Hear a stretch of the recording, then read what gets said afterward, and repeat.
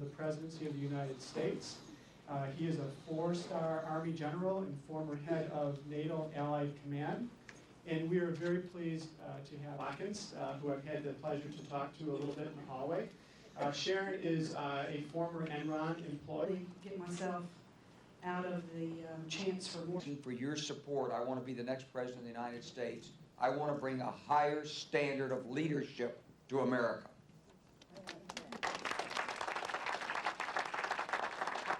'92.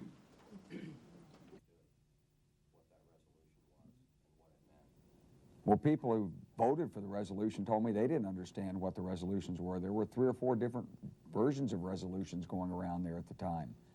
And the resolution that I wanted, the one I had testified that I wanted, as I recall, I testified before the House Armed Services Committee. I said we need a resolution that brings it back in front of the Congress.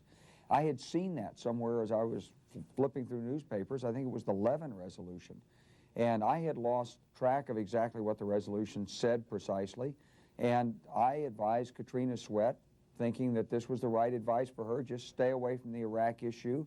I don't know exactly. I thought that the resolution was going to call it back, and it seemed like the right thing for her to vote for that resolution. I thought the resolution was the Levin resolution, or it had some kind of provision in it that would have enabled that. I just had lost track of where the resolution was.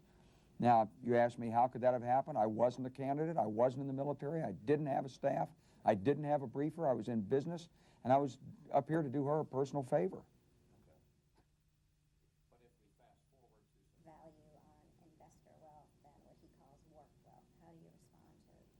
Well, I think what's happened in America over a period of time is that we've had a shift in which the gross domestic product has doubled, but people who are working, ordinary working people, haven't benefited from the growth in the economy.